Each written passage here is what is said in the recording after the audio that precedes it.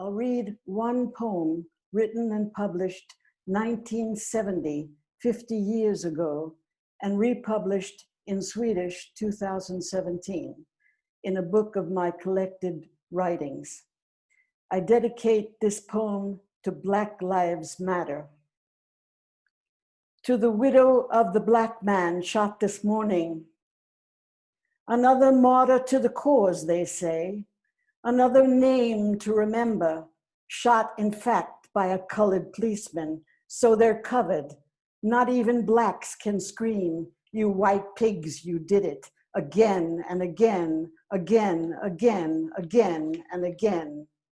But soon you'll go home in your empty bed, and your husband, aged 21, will lay silently among the heroes of the cause, confused now, as you still are, the Black girl you were, and a widow. The ending isn't near. You can feel in your womb the loneliness of deaths to come, one after another, day after day, month after month, as their power fades. So the fear grows, and in those frightened eyes, desperate at the thought of being powerless, are the ecstasies of the lynchings, the beatings, pain to be suffered again and again. But now they have a smarter way of doing it. Dress the Black man in the costume of the pig and say kill, and he kills because they tell him he is one of them. Did he believe it as he saw your husband 21 fall?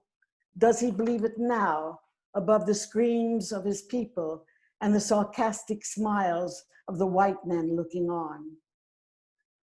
But your bed is empty and your husband dead, and loneliness has not yet begun for you in the midst of all the shouting. Soon it will stop. Your husband will be forgotten, and in a day, a week, or a month from now, another photo of a Black woman learning of her husband's murder will be reproduced by UPI. And you will clutch your pillow, remembering. This is George and the Dragon. Bob and Doug were lucky. They had a second ticket to fly. I stood in the garden as fear and hatred continue to flood blood in the darkening sky. They must have leant out and seen the burners glow. I stood in the garden as the moth lamp lit the log stack, a dusky purple halo. They looked at each other, saw their portholed reflection. I stood in the garden, arched my neck to see the waxing crescent moon weep for connection. They must have been full throttle thrust into space, aiming to make soft capture for international grace. While we remain here, remembering the man who will never stand in anyone's garden, as we fight the starless void and protest for George Floyd's race. It's from Bella Batistini, a Swedish poet who's written about her experiences of the imprisonment. One walks the hallways, one rides the elevator, one guard in front and one behind. One enters one cell. One has been here before, one knows the graffiti.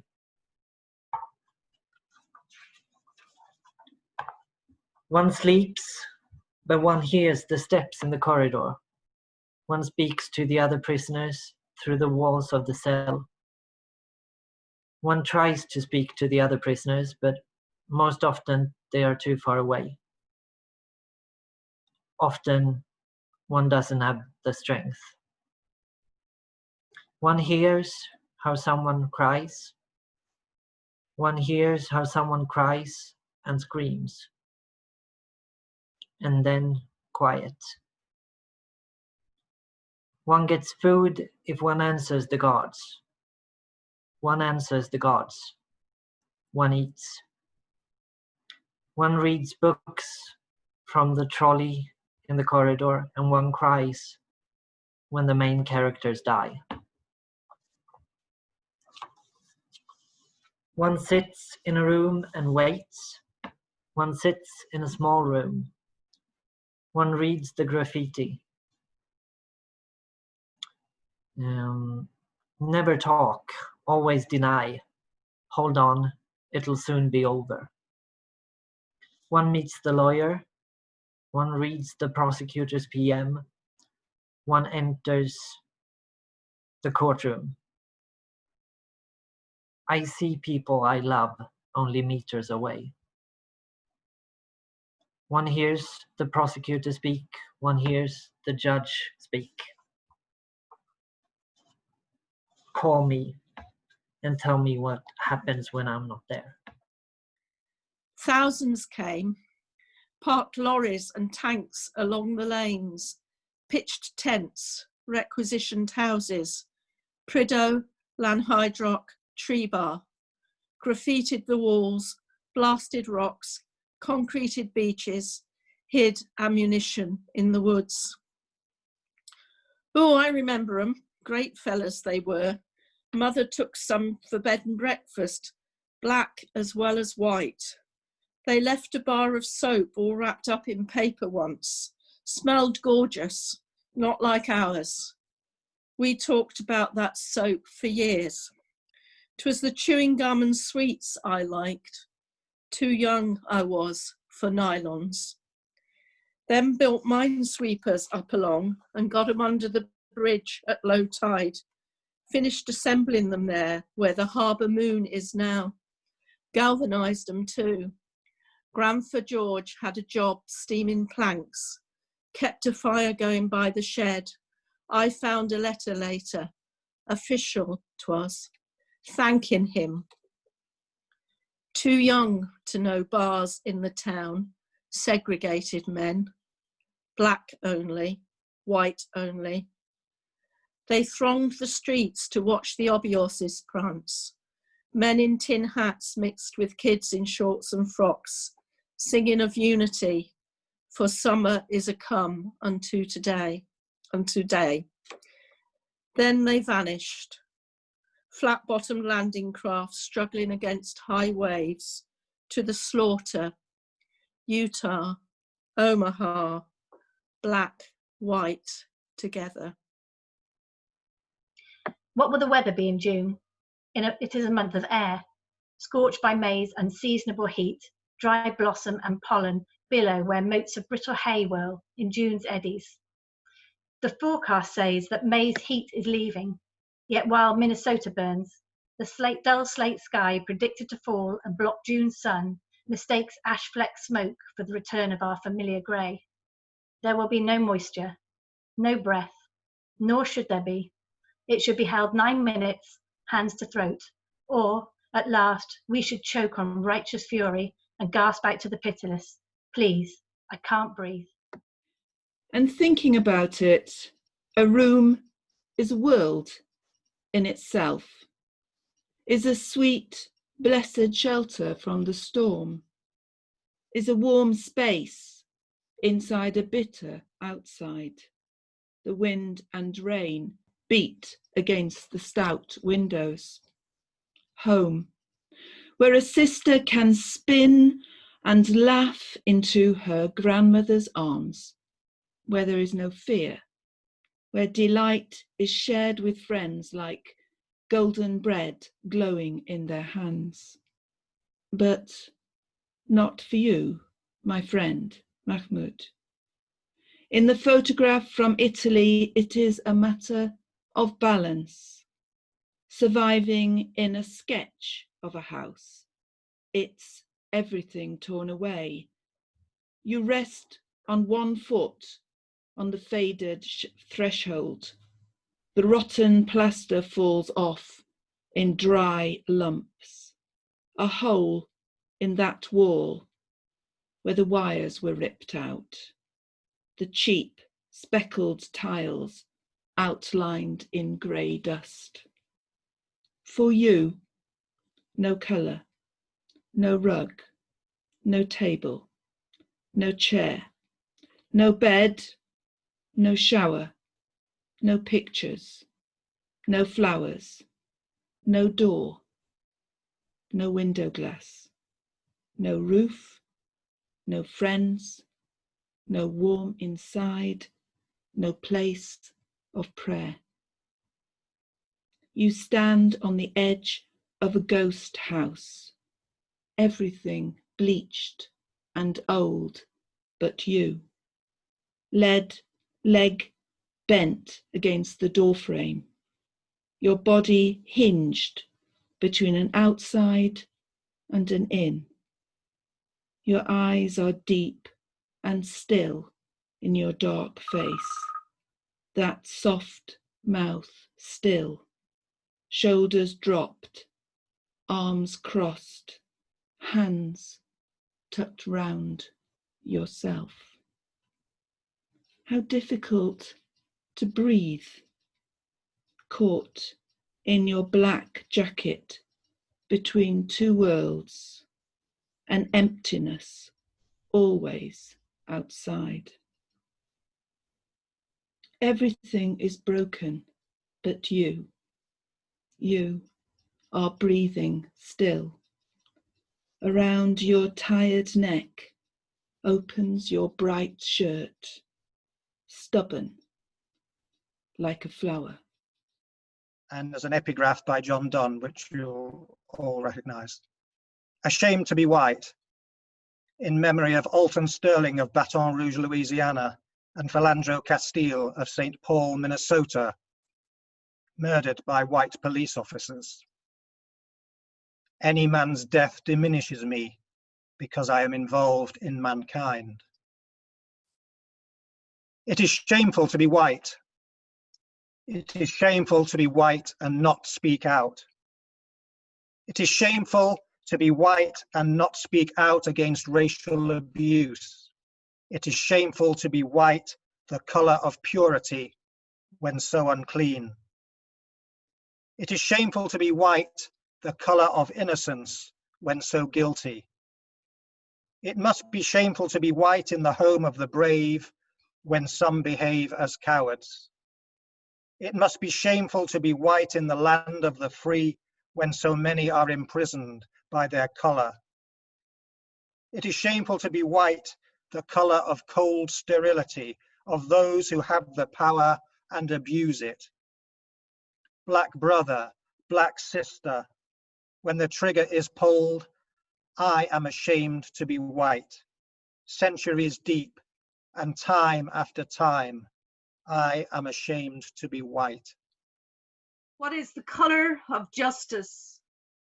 Not the dark blue of a polyester uniform covering white skin, the blue-clad knee pressing relentlessly on black-skinned neck, cutting off the supply of colourless oxygen, the flow of red blood. Not the blue of the great rivers, polluted and endangered by Dapple's black snake flowing through indigenous sovereign territory. What about red? But no. Crimsons and vermilions paint the blood lost in war and violence, the fires of rage and hatred that descend in the red mist.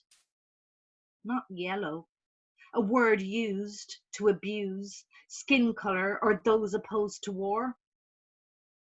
Or a fabric star, herded onto a train with its companions, stitched on a garment where the rolled back sleeve reveals a number tattooed in dark ink on skin, reminder of the barbarity and inhumanity of man. And not pink, in a triangle of cloth, condemned to death camp for feeling the wrong kind of love. And surely not the silver, as the bombs droppeth without mercy, anything but gently, as they rain down from heaven. What of the gold of the sun?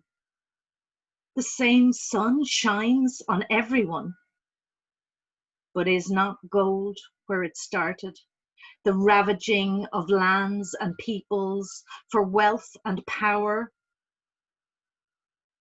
What of a deeper, richer blue, of the cobalt, dug from deep mines by little frightened children to give us phones and greener cars? But surely green, the colour of nature, of calm and balance of the heart. Then think of the lungs of the earth, the great primeval rainforest, hacked and aglow with Guantanamo orange flames, wanton destruction for short-term gain. Purple? Is that the one? The colour of the hearts of war? Do Black Lives Matter? Battling and battered by supremacist white, which colonized and raped all the world, burning, looting, taking, killing. Between the light and the dark, where does balance lie? What is the color of justice? In pulling all together, solidarity and respect, fraternité, égalité, liberté, liberty, freedom, Saoirse, in any language, the rainbow of unity is the color of justice. All colors, all nations, all and every orientation, in respect, in conscious open heart, the rainbow calls us together, stronger together, weaker apart. Jaget, en, är exakt lika med det sociogeografiska, det benämnda motståndet som genom. När det ses är det inte där. Det rör sig om en inre rörlighet. Allt yttre är också här, där fingret pekar som utmanöver. Glesnande, under lagret av disproportionerliga ytor. Det var alltid för mycket för att hantera. Raster. Att snarare ingenting än språket i det. Gesten en slutgest. En trovärdighetsprincip, en lösningsgrund. Kaffe. Att handha den sura som den som stillatigande rörelse. Som att lösa en, inte handla alls. Att se konstruktionens mönster mellan dess gränser, personan, lagen och är så vidare, medvetslösheten. Versläror, versrörelser, att snarare ingenting annat än språket i den. Språket finns utanför sinnenas räckhåll, mellan intuitivt och tvärdiskursivt. För att ses måste allt ses på nytt. Måste alla ting raseras. Alla ting låter sig raseras. The eye, all of the eye is exactly like the social geographical, the named resistance, like through. When it can be seen, it's not there. It's about an inner mobility. All of the shallow outer is also here, where the finger points, like an outmaneuver, thinning beneath the layer of disproportional surface. It was always too much to handle, mid-tone, rather nothing than the language in it. The gesture, a final gesture, a reliability principle, a solution foundation, coffee. To handle the surah that, the one who still silent movement, solving it, not acting at all. To see the patterns of the construct between its boundaries, the persona, the law, and is so on the unconsciousness, versing poetics, versing movements, rather nothing than the language in it. The language, it's outside of the reach of the senses, happens between intuitions and across these discourses, because everything must be seen anew, everything must be torn down, all things will be torn down.